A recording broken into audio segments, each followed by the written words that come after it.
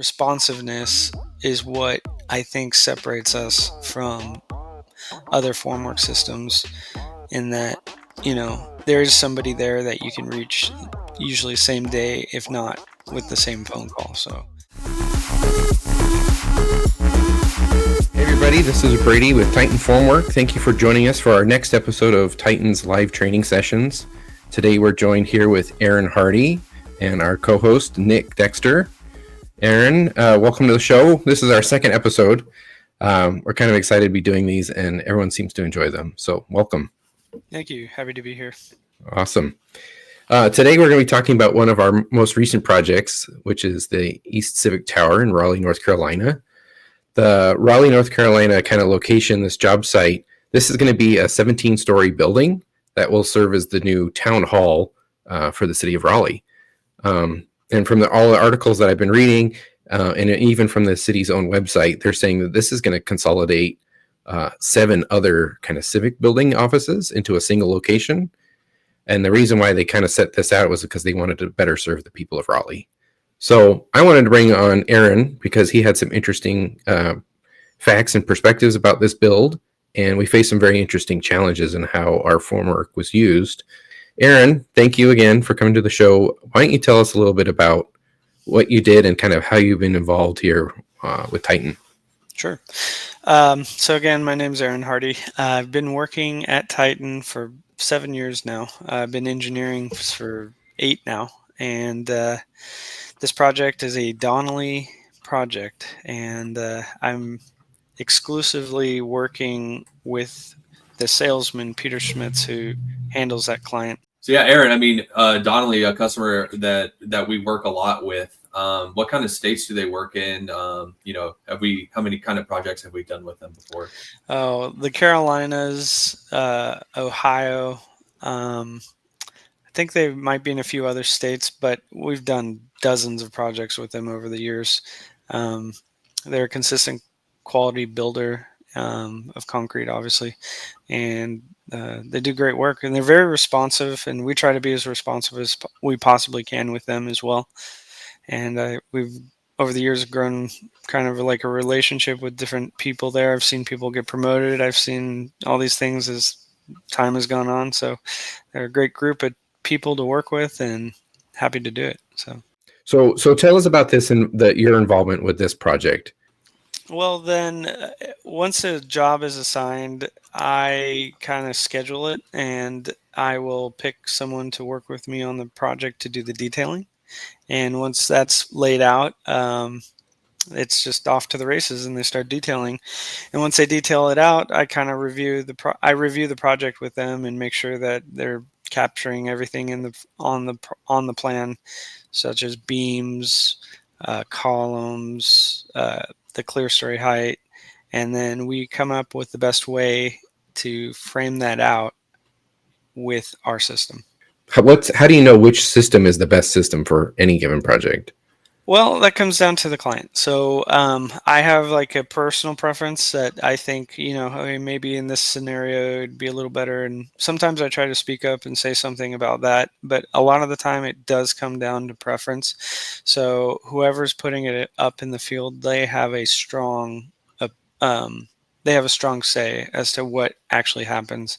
And then obviously sales will set out a contract and say, we're using this system for this project. You can't just say, okay, I want to use this system if, the contract says use that system. Mm-hmm. So I like to remove complexity from my project. So if something's getting harder and harder as we're detailing it out, that's when I know I got to step back and really kind of put my thinking cap on and say, okay, why is it getting more difficult? It shouldn't be getting more difficult. So there are a couple of brain teasers on this project, particularly on the 3rd and 4th floors.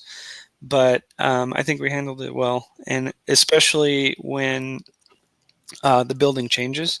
So there were quite a few times where beams changed. And when that happens, you got to be quick, you got to respond, and you got to get back to them. So yeah, is that pretty typical for job sites? Is where there's kind of on the fly changes? No, I think it's just a new everything that's happening in construction now. Everything's so fast paced, and design is fast paced now. And I think as new projects come on, more and more changes are occurring during the build process. It's such a complex thing to build a building. A structural engineer and architects will do a really good job on envisioning what the final product will be, but not the process of the final product. And you get lots of conflicts while you're building between different trades, even storage of material. Sometimes access ways have to be created with the formwork so they can drive material across the floor and not encounter posts in the way. And that can be done. It can't be done when pours are happening, but before a pour, definitely we can accommodate something like that. Yeah, it's kind of a delicate dance. If anybody's, obviously all of our people are, hopefully our viewers have seen a job site. It can be a circus. Oh, no, yeah, and just to add to that, a big consideration that we make as engineers in our designs is safety above all. And so I think a lot of the times, the client has one way of wanting to do things for efficiency. Maybe our sales team has one way of wanting to do things for costs. But at the end of the day, there's a lot of complexity that goes on with these projects. And safety is often overlooked in that process. And so as the engineer, that's our number one priority, is always making a design that's going to be as safe as possible for the client. And then, we definitely want to keep it efficient and cost effective as well. So here's some of the pictures I have from the job site. This is from our salesman, Peter, and this is from the street view. And I believe, Aaron, this is the third and fourth level that you were mentioning. Yeah, that's the third floor, and clear story height's about 36.8 on that. Wow. And that's the 12K system. And then those red shores on the left and right of the building are the XL shores. And those are also pretty tall, clear story height. And the rest of it's just our normal number 5 shore. On this third level here. The one thing I want to point out, and this was kind of exciting for us, as Titan in general, was all of these red guardrail screens. Those are part of our new Nexus system. Yep. And we've actually had some good feedback from Donnelly's about these. They really do enjoy them because they go in quickly.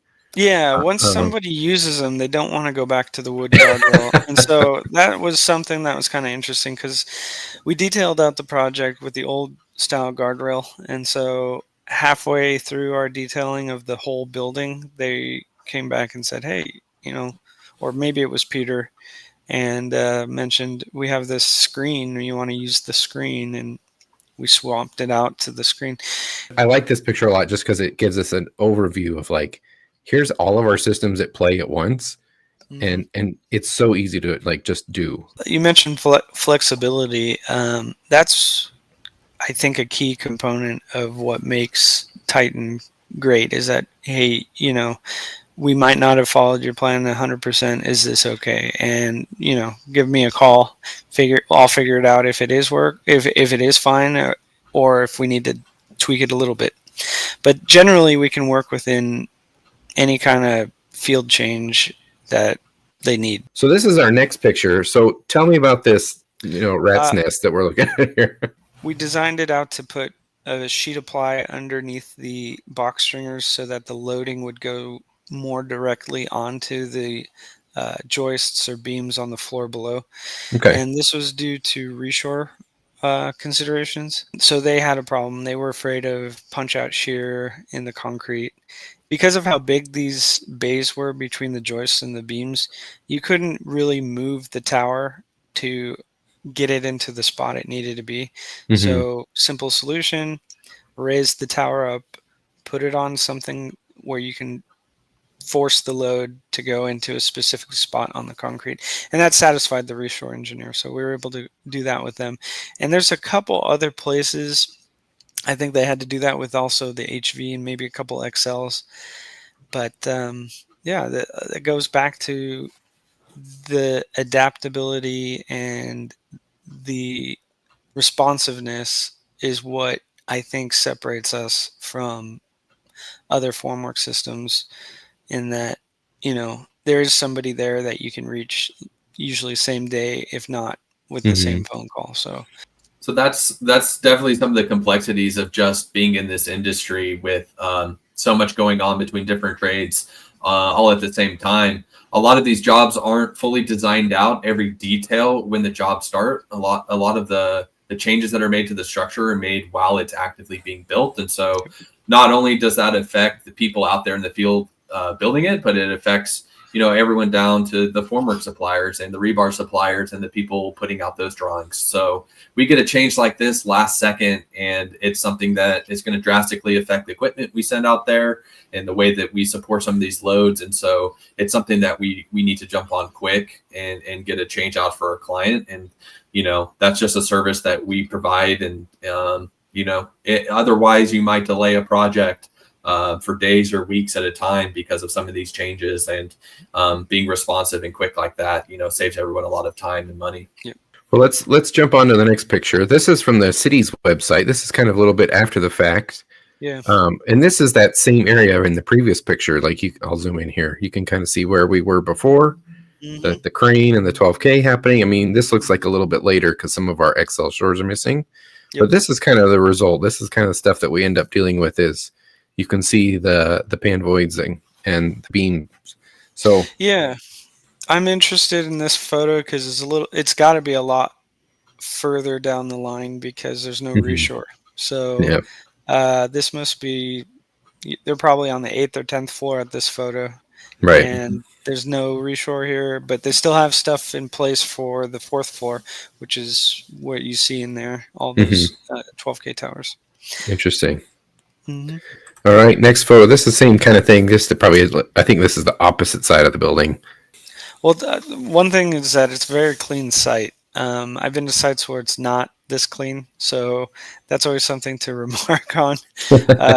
And that really speaks to Donnelly, really, about how well they handle their sites and the competency of their crews. Yeah, that's an interesting building. I'm wondering if that soffit's going to be exposed in the final product. It's striking.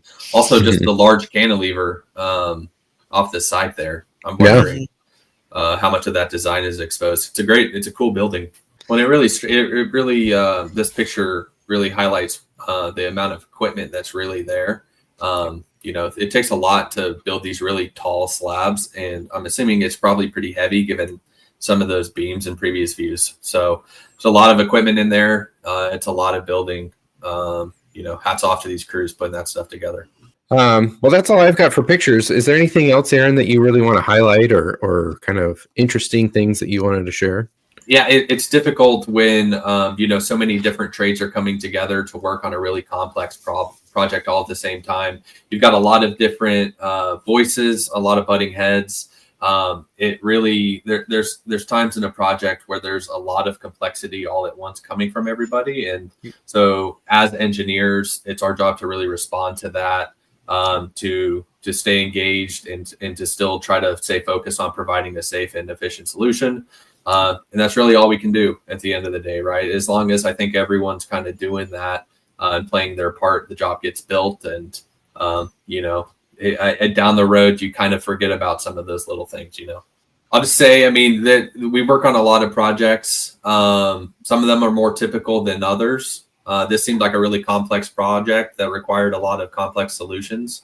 As engineers, providing a safe and efficient solution is what we do. So I think we were able to do that on this project. And the solution obviously speaks for itself. So kudos to everyone involved. Awesome. It was a great project. Good job. Go Donnellys. Well, and now that you mentioned, I want to give a quick shout out. Aaron, you said Will Wilder, Austin Newman, and Darin Bergman were your points of contact, and they were great to work with. So I just want to say thank you from all of us at Titan to Donnelly's. All right. Thank you, guys. Thank you. So thank you again for watching and listening, everyone. We'll keep sharing and educating people out there in our industry. We love that you guys are enjoying this so much, and we want to make sure that you are fully equipped to succeed. That's the Titan way. But if you would like to use any of our shoring systems on your next job site, reach out to us through our website or call us, and we'll be happy to get you started and welcome you into the Titan family. So until next time, Nick and Aaron, thank you and goodbye. Let's go.